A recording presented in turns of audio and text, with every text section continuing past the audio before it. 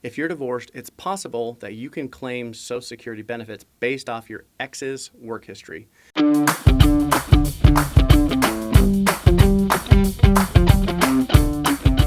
4 requirements you have to meet.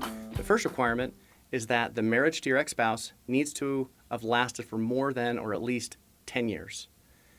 The second requirement is you cannot currently be married.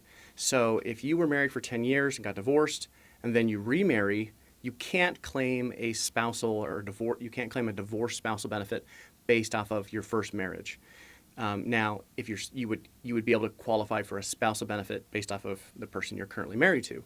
Now, if that second marriage ends and it doesn't last for at least 10 years, then you would revert back to being able to qualify for a spousal benefit based off of your first marriage. The third requirement is your ex-spouse needs to be at least 62 years old. And finally, the fourth requirement is in order for you to claim your divorce spousal benefit, your ex needs to have also claimed their retirement, their Social Security retirement, unless you were divorced more than 2 years ago. So assuming you've met those 4 requirements, as a divorced person, you can claim a divorce spousal Social Security benefit, which is a really big deal. These benefits are guaranteed for the rest of your life, and they also increase with inflation, which means every single year you can count on getting a small cost of living adjustment. And also, this benefit can change or even increase once your former spouse passes away. With spousal Social Security benefits, also, you're going to get the higher of your own work history benefit. So if you've worked, you've had employment, you qualify for Social Security based on your own work history, you're going to get the greater of your own work history benefit or half of your ex-spouse's benefit. So let's jump into an example and look at the numbers to kind of see how this works, because the amount can also vary depending on when you claim your divorce spousal benefit. All right, so we're looking at the example here of Jack and Jill. So they meet the 4 requirements. So Jill does qualify for a spousal benefit based off of her former husband. Now, when it comes to Social Security benefits, there's a ton of terminology that has very specific meanings. So the first term that I want to explain to you is something called your PIA, or primary insurance amount. So what your primary insurance amount is, and I put a little reference here for you to have, is that is the monthly benefit that someone will receive if they claim Social Security at something called their full retirement age, or FRA. So if you're looking at stuff online about Social Security, you're going to see the terms FRA and PIA. Those are going to come up. So that's what they mean. So now, full retirement age depends on when you were born. So if you were born in 1960 or after, your full retirement age is age 67. So coming back to our example, for Jill, she's entitled to half of Jack's PIA. So his PIA is $3,000 per month, or that's the amount that Jack would get if he claimed his Social Security at his full retirement age at age 67. Now, if Jill waits until she's 67, until her full retirement age, she'll get a full 50% of Jack's benefit. She'll get $1,500.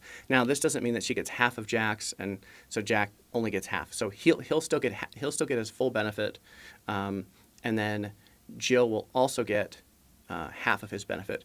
And something else to remember: if Jack remarries, for example, then Jack's current spouse, she would also be able to get half of his benefit, or $1,500, and so it won't impact Jill's benefit at all. Okay, so if Jill decides to claim her spousal benefit early, then the $1,500 is going to be reduced. So we can see those percentages. She can claim her benefit as early as age 62, and if she does that, then her benefit is going to be 35% of Jack's PIA, so she would get just over $1,000. With every year that she waits, she would get a slightly larger amount, going from $1,050 per month all the way up to $1,500, with those percentages just gradually increasing. Now, you've like in this example, we've looked at how Jill's spousal benefit will be impacted on whether or not she claims at her full retirement age or if she claims early. What's important to note with a divorce spousal benefit is that for Jill, it doesn't matter when Jack claims his own Social Security benefit. So, for example, let's say that Jack claims his own benefit at age 62. So if he claims his at age 62, he would likewise get a reduced benefit, just like in this example for Jill's spousal, she gets a reduced benefit. Okay, so let's say Jack claims his benefit at age 62. He would only be receiving $2,100. What's important to note is that for Jill, she wouldn't get, let's say she waits until 67. She's not going to get 50% of Jack's benefit. She still gets 50% of his PIA. Divorce spousal benefits are based off of the primary insurance amount, not on the benefit that your ex-spouse is actually receiving. And this is important because this is the framework or the way that it works for a divorced spousal benefit. If you're after your ex passes away, then and you're still living, your divorced spousal benefit converts over to a divorced survivor benefit. The reason why I'm kind of making a point of this is that as a divorced for a divorced spousal benefit, your benefit is based off of your ex's PIA. But if they pass away before you, your spousal benefit then turns into a survivor benefit. And the survivor benefit is based off of what your spouse was actually receiving.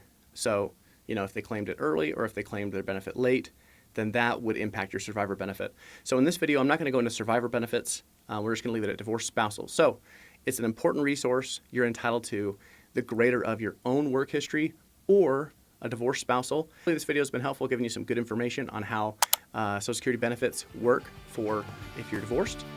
And so I'll catch you next time.